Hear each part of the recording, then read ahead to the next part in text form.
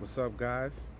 It's Saturday, July 12th, 2025, and this is day 3 of me posting every single day about my comic book company, Bristol Media Group. What we do here is we create comic books and we create graphic novels. So, what we going to talk about today? Today, we're going to talk about our first comic book, Racially Altered Criminal Entities. But before we talk about that, and bring you into that universe, we're going to talk a little bit about, the triple OG Stan Lee. So, Excelsior to all the Marvel fans out there. And shout out to the triple OG, Jack Kirby. He just got, I think, 2 streets named after him in Brooklyn. So that's a good shout out to him. So one thing Stan Lee said is he would write superhero origin stories that were a little, quirkish, like Spider-Man getting his superpowers. He got bit by a radioactive spider. Daredevil getting his superpowers. He had some radioactive ooze that got into his eyes, and now he has echolocation, and he can be able to have super hearing and be able to move and all these different things. So there's like really weird origin stories about how these superheroes got their power. So Stan Lee created something called the X gene. And when the X gene basically stated that certain people were born with this X mutant gene and they developed powers just being born that way. So from there on, all he had to do was create people with superpowers, and he didn't have to give no origin story. He would be like, they were born that way, they were mutants. So that was revolutionary because you didn't have to have all these ridiculous origin stories for every single superhero that you created. So I thought that was a gem. So I took that gem. So I took that gem and I coupled it with the fact that there wasn't any representation. So I said, you know what? I could kill 2 birds with 1 stone. In my universe of race, only those between the ages of 12 and 25 that are melanated have superpowers. And why is that? Because of this global cataclysmic event that happened 12 years ago, when these 4 black obsidian orbs were hurling their way towards Earth, and America and a whole bunch of other superpowers got together and shot them out the sky. Now for 30 days, the world was engulfed in this black smoke. And 12 years later, melanated children between the ages of 12 and 25 were going into comas, and they were coming out with these superpowers. Now the government, once they shot these obsidian orbs out the sky, they knew what was going to happen. They were doing their testings. They had their own genetic scientists running all these tests, so they knew what was going on and the reaction that it was have in melanated individuals, those with pigment. And they understand what would happen if such a thing was to occur. That basically Africa will become the most powerful country overnight, the most powerful continent overnight, and all the dark-skinned races of the world will now become the most elite people. They will become these superpowered individuals. So basically what's going on is in all the worlds, no matter if it's Asia, Europe, no matter if it's in Africa, no matter if it's in India, those that are dark-skinned are on the bottom rungs of society. If you go in Asia and you look at Malaysia and you look at Vietnam, they're on the bottom rungs of the Asian society. It's Chinese that are Japanese that are on the top. If you look at Brazil, 80% identify as African, but you'll never see a dark-skinned person on television. Not as a newscaster and not as anything else. And if they were on a telenovela, they'd be a criminal or in a jail or something like that. So even amongst the Afro-Latino population, they're called morenos, and they're on the bottom rungs of society. So it doesn't matter. You go in America, obviously, African Americans and Caribbeans and all that on the bottom rungs of society. So at the end of the day, all of those that are dark-skinned are no longer on the elite. They're not part of the rich. They're not part of the powerful of any society. Even amongst our own in blacks, we put down those that are dark-skinned. So. But in this world called race, matter of fact, the darker you are and the more melanin you possess, the more mega level threat superhero you are.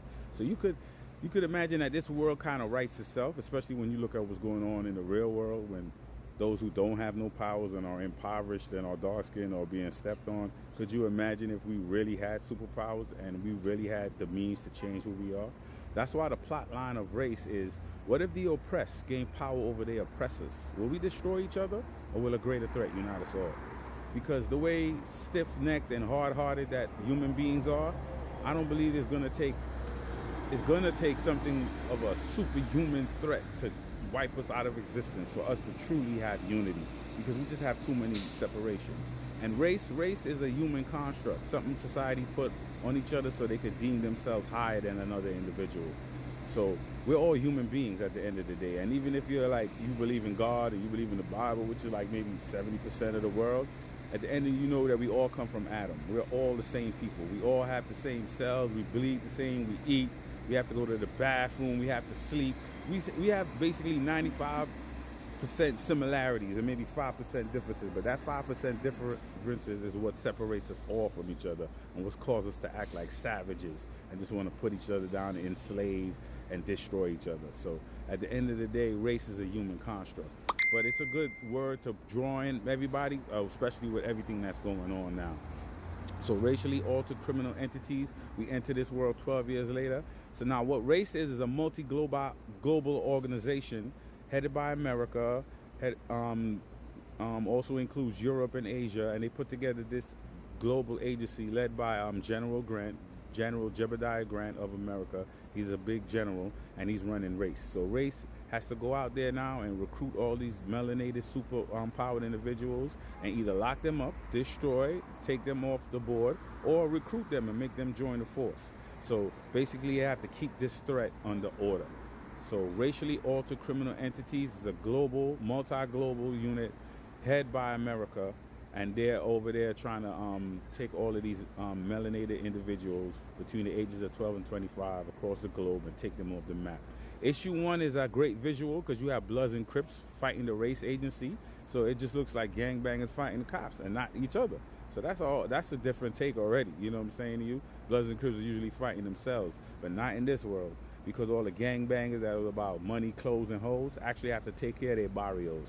They have to take care of their projects. They have to take care of their hoods because they don't have no choice.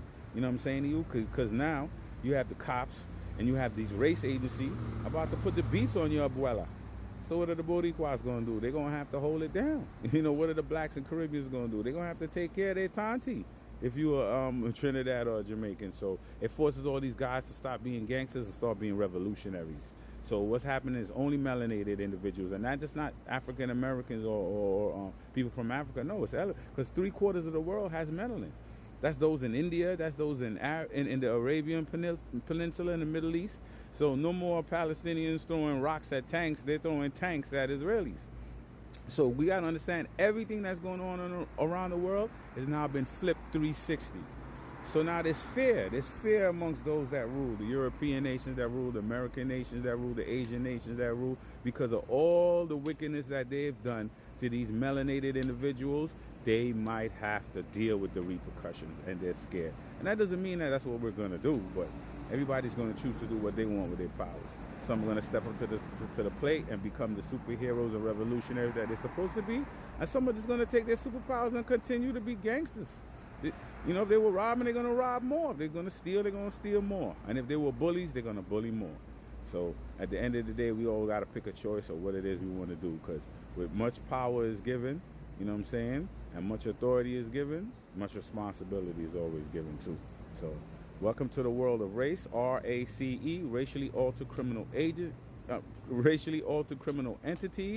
And remember, that's a multi-global agency designed to keep us at bay, because the power that's about to be unleashed on the world is going to be immense. So welcome to the world of race.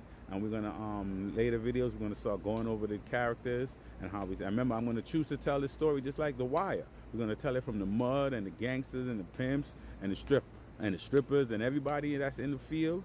And then we're going to tell it from the politics and the corruption and the mayors and the senators and the presidents and the generals and the armies that are trying to stop this global wide threat. So welcome to RACE, racially altered criminal entities. And this is day 3 about me posting every single day about Bristol Media Group, my comic book company. Welcome, everybody. And remember the tagline, Bristol Media Group, where imagination lives. Join us on our journey to tell amazing stories. Day 3, Saturday, July 12th, 2025. Y'all gotta have a great day and a blessed day, and y'all have a great one, all right? And take care of yourselves. Later.